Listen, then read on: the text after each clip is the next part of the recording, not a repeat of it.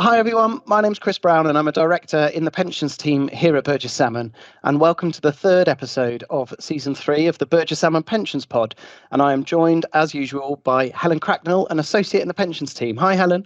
Hi Chris. In today's episode we'll be discussing equality, diversity and inclusion. Our guests today are Richard Pettit, a partner in our pensions team, and Charlotte Osmond, a senior associate in our pensions team. Richard, thanks for coming on the podcast, and Charlotte, welcome back. Thank you, Helen. Thanks for having us. Great to have you on the pod. And Richard, you are on the Pensions Regulator's Diversity and Inclusion Working Group. I think that's right, isn't it? So we look forward to hearing your insights from that perspective. Yeah, that's right. Okay, so first question, Charlotte, I think to you, please. In summary, what is EDI? What does it stand for? So EDI stands for Equality, Diversity and Inclusion. So equality really focuses on equal opportunities for all. So regardless of background or characteristics, everyone is given the opportunity to achieve what they want to do. So diversity focuses on what differentiates us from one person to another. This includes disability, age and religion. However, I think it does go beyond this as well. So you can look at social background and also education. And to be honest, inclusion is pretty self-explanatory, and it's about building a culture where everyone feels included and is able to achieve their full potential. Yeah, thanks, Charlotte. That's right, isn't it? And yeah, it's right that diversity is wider than those principles in the Equality Act. I suppose when people talk about this area, quite often the E is left out, and they refer only to D and I. So what's the most important element of EDI?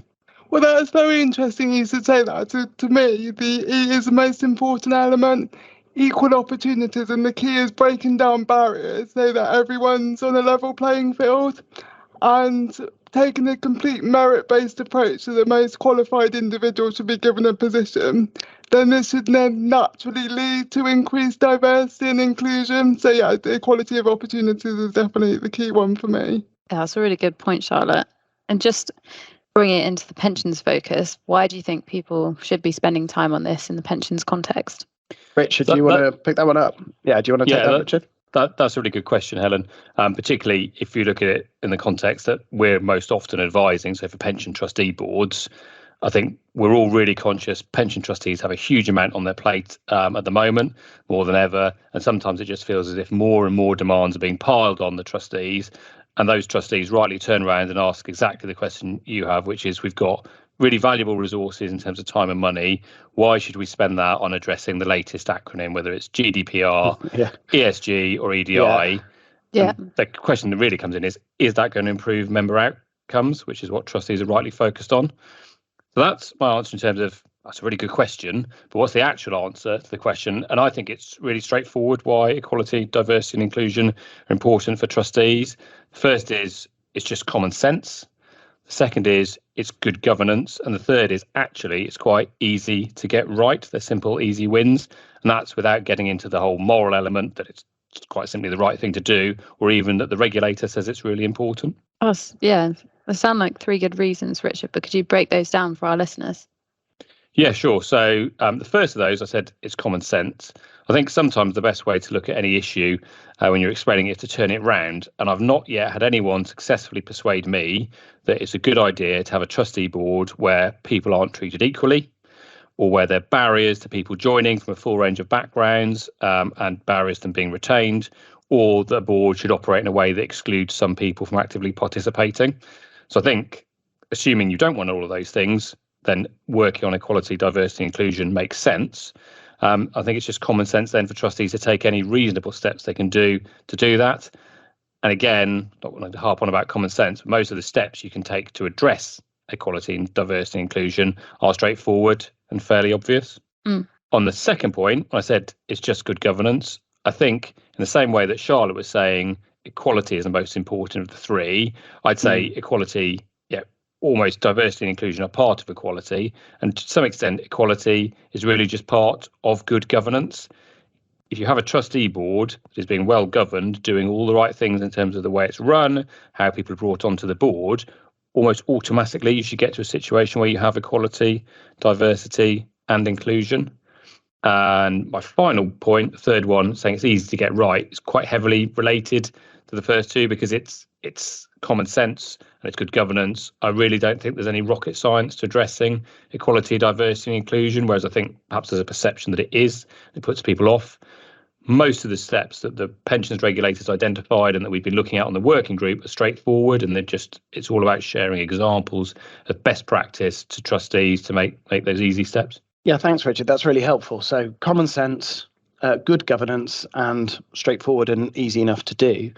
You sometimes see, don't you, in reports and materials on this subject, stats around increasing diversity, improving performance, and does the evidence show that that's right, that increasing diversity improves performance? I'm going to give you a typical lawyer's answer to that, which is good. Yes, Good. Yeah, exactly. Yes, and no. Yeah. So there is research that shows there's quite a strong positive correlation between high level, and this is mainly for gender diversity, the research has been done, but shows strong correlation between high levels of diversity on company boards and better future financial performance of those companies. The most recent study I've seen was carried out across FTSE 350 companies in 2021 by the London Business School. But that's only half the answer, because it's really important to be aware with that research that strong correlation doesn't necessarily give direct evidence of causation. So to give an extreme example, in the average year across the United States, there's a very strong correlation between ice cream sales and the number of shark attacks. But no one would seriously suggest that eating ice cream gives rise to shark attacks. There's something else going on there that's creating the correlation.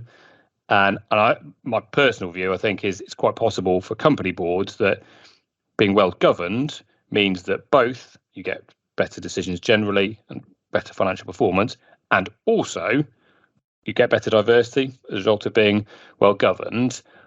But as with everything else, I think there's a bit of an overlay of common sense that, to me, it's obvious that a more diverse group of people are likely to make better decisions, even if there's not statistical evidence to back it up. It would seem logical, wouldn't it? Because you have more inputs to a decision. And if you have more inputs to a decision, I'm just going to mention a legal case now. But if you think about trustees and how they take decisions, and Edge and the Pensions Ombudsman, and where there's a legal duty on the trustees to take account of all relevant factors and disregard the irrelevant ones so as not to reach a perverse or irrational conclusion. If there is a more diverse range of inputs into decision making, then it should be easier for trustees to make sure they've picked up all the relevant factors and make sure that they're not inadvertently picking up any ones that aren't relevant. So I can see that absolutely right. Yeah. There's that different point of view. And just one more point to make is there's a lot of research. I mentioned it's about company boards, and there's a lot of information and guidance around company boards. I think it's just worth saying that is quite useful. And for the moment, until we get what we're going to get from the regulator in terms of helpful guidance, it's worth looking at all of that, because there's a large commonality between the way that company boards and trustee boards are run, although there are some differences. Yeah, absolutely, that's right. And Richard, have you seen anyone challenging this and saying that where all the members of their scheme are a similar demographic, that the trustees should match that, or naturally would match that if you're choosing member nominated trustees? Yeah, it's a good point, Helen. It is something we do see come up, exactly that challenge. You speak to a group of trustees and they say, well, hang on, all of our members worked on these particular sites. A lot of our members, for example, are men of a certain age. Surely, naturally, both we should represent our members, and naturally, those are the kind of people we'll get in as trustees. Short answer to that from a legal perspective is no, because trustees don't and shouldn't represent the members in the same way that employer-nominated trustees or employer-appointed trustees don't represent the employer, and member-nominated trustees don't represent members or a certain group of members. Everyone's there under a duty as a trustee to administer the trust and do what they can ultimately for the benefit of the beneficiaries of that trust. Again, coming back to all being part of being well governed. So it's important to kind of break down that myth. And also to make the point that in a scheme, if you did have a hypothetical scheme where all the members are men, actually, statistically speaking, a higher number of the other beneficiaries would be women. You need to factor that kind of thing in. But what I wouldn't do is dismiss the second part of the concern you mentioned, Helen, which is surely demographically we just will get a higher proportion of people from that background. And I think you do have to recognise, again, it's common sense, there are practical hurdles for trustee boards. If all of your members are from a certain demographic, it is going to be more difficult. And that's why I think it's really important. We'll come on to some of what the regulator's doing later, that although the regulator's looking to potentially monitor in the future around diversity, it's not setting specific targets or using a stick to beat people with. It's just saying you should try and take steps to address this. Particularly as it's so difficult for, well, the board that I see at least, to get people, to encourage people to become trustees. You don't want to add difficulty to that. The last thing you want to do exactly is deter trustees. And as you say, it's a struggle to get people to stand in the first place. Definitely. Charlotte, do you think there's a kind of moral angle to all this? Yes, definitely. EDI is often seen as the right thing to do. I don't think anyone would argue that everyone should have equal opportunities and the board should not be fairly represented. I do think that inclusion should very much be a given, and there doesn't necessarily need to be a policy on it for everyone to know that everyone should be included. And do you think there's some easy wins that our trustee listeners could take away? Definitely not everything that trustee boards need to do needs to be costly or time effective. So, for example, think about when and where trustee meetings are held. So they should be held at a convenient time for everyone and ensure that they're in accessible buildings, and also now in like a hybrid world, so some people can dial in if that helps them too. Also think about myth busting. So quite a lot of members may self-select themselves out of putting themselves forward for an MNT or an MND position because they don't feel they have the right background or experience. And it's really about being clear with the membership about what the role entails. And you don't need to be an investment expert to be on the board. You just need to be enthusiastic, and there's lots of other skills that go in the background that would help make you a good MNT as well. And then thirdly, in case of like having a very effective chair, so someone that's very willing to listen to everyone's views, brings people into the conversation, and then that feeds into the good decision making as well. So yeah, plenty of things that trustee boards can do that is not too costly and doesn't take too much time. Yeah, thanks, Charlotte. That's really helpful. There is a lot that trustee boards can do, and you know, as you and Richard have been saying, they are easy wins. Right, Richard, I'd like to come back to you now, please, and I'll ask about the strategy of the Pensions Regulator and what its plans are for the future. A lot of this is common sense and there's straightforward steps to take. So I won't spend too long thinking about what the regulator's doing, because what trustees need to focus on is the easy wins what they can have. Do. Yeah, Exactly. But the regulator's creating, working with the working group, a lot of good stuff. There's a strategy and an action plan on the regulator's website. But again, in terms of easy wins, there's a really short and accessible blog post from David Fairs, the regulator, from November last year, which covers the key points to focus on. It's worth mentioning that the regulator obviously has a large element of this as an internal focus, working out what it can do as an organisation around equality, diversity and inclusion, but also a lot on what's most relevant for trustees, which is the plans for the industry or the regulated community as a whole. And the commitment from the regulator is really, there's a big focus on supporting trustees and others in the industry through this, which I think is key. And then it's really about identifying barriers to diversity. And as I said before, highlighting best practice. So it's all, certainly at the moment, it's all in that kind of sphere. As I said, although there will be some plans set out by the regulator for collecting data on diversity and setting expectations around equality and diversity and inclusion in the forthcoming single modular code. At the moment, the focus really is on supporting trustees rather than having pressure. And interesting, I saw that in that action plan, the point we were talking about earlier about decision making being improved by diversity, the regulator is clearly of the view that diversity improves decision making. They said a diverse pensions governing body made up of people who have a broad range of characteristics, backgrounds, life experiences, expertise and skills will tend to lead to wider discussion and better decision making, which should result in long-term improvements to savers' outcomes. And interestingly, going back to the point Charlotte made about having an effective chair on that, because they go on to say that to improve equality and diversity, the board needs a culture of inclusion and an effective chair who promotes this. So part of the regulator's thinking a very big role for the chair on trustee boards. Yeah, absolutely.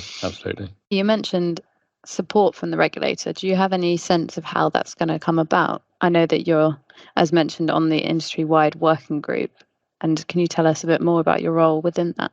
Yeah, absolutely. So I think very grateful for the regulator for establishing that group, and there are around 60 of us kind of involved and participating in that. And it all feeds into fed into some of the strategy, but an action plan. But one of the key ways the regulator's committed to support trustees and everyone in the industry is by providing practical guides, both for trustees and for employers. And that's really what we're focusing on at the moment in the working group. It's been a case of marshalling experience from across very different parts of the industry to give practical examples and case studies. Many of those are the examples that Charlotte's already mentioned around things like how boards and meetings are run, things like taking down barriers to trustee recruitment by myth busting, and also retention, which is often to do with part of inclusion, making sure people are actively involved in trustee meetings. Personally, I find it really fascinating to be part of that group and hear everyone's experience. And I think we're now distilling that down into these practical guides, which, again, as I say, will focus on, there are a lot of quite easy things for trustees to do to address all of this. And feeding back to your point earlier, Chris, one area we're focusing on is effective chairs, because there is a really significant role for chairs in setting how a board is run and promoting good governance, and as part of that, equality, diversity and inclusion. Yeah, absolutely. Those guides will be really helpful. What about challenges or the barriers you mentioned to implementing D&I policies? Charlotte? Thank you, Chris. So yes, I do agree that diversity is important to be on agendas, but I do feel there could be resistance to this. And although the intention is not to lead to positive discrimination or tokenism, I do think this is a real risk.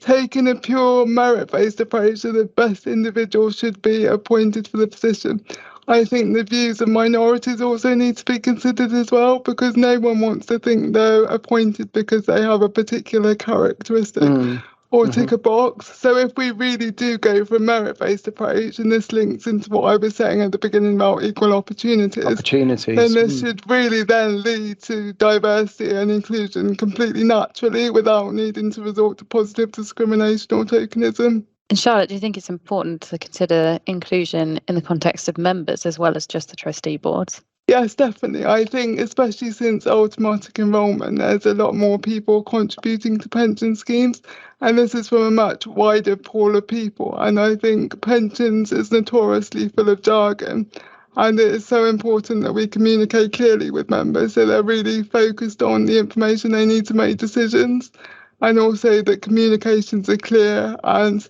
they're accessible. So, for example, if someone needs it in Braille, or they prefer to get it by email rather than post, this was something that schemes should be doing anyway, but just to really focus on it from the D&I angle as well. Yeah, thanks, Charlotte. And okay, so coming to the end of the podcast, just a couple of last questions to wrap up. Richard, what should trustees be doing on EDI at the moment, would you say? Yeah, it's a really good question, Chris. I've said there's lots of easy wins, so the obvious push to me is, well, what are those easy wins? I think at the moment, really, it's taking it seriously and starting to think about it as a board. We talked about the role of the chair in formulating people's approach and decision making, because there is a lot of guidance out there, but the regulator's guidance, which we were working on as part of the industry-wide working group, will come out over the next few months, and good practical examples. So I think it is reasonable to wait for that before implementing certain steps, but have it actively on the agenda and start thinking about some of the obvious things like the examples Charlotte's mentioned, and then move in the future to thinking about whether the board needs any training on it and auditing practices and things around setting up policies, for example. But I think the main point at the moment is to start properly thinking about it and address anything that obviously occurs. Yeah. Okay, that's really helpful. And will you and Charlotte come and speak to us again when the regulator has published its EDI guidance? I don't know. What do you think, Charlotte? Yeah, definitely very happy to do that. Lovely. Yeah, exactly. Thank you, Charlotte, and thank you, Richard. Yeah, thank you for coming on the podcast. It's been great talking with you both. So thank you for listening to the Burgess Salmon Pensions Pod. That was episode 3 of season 3, and you can get all the other episodes on Apple, Spotify, or wherever you listen to your podcasts. So don't forget to subscribe, and thanks for listening.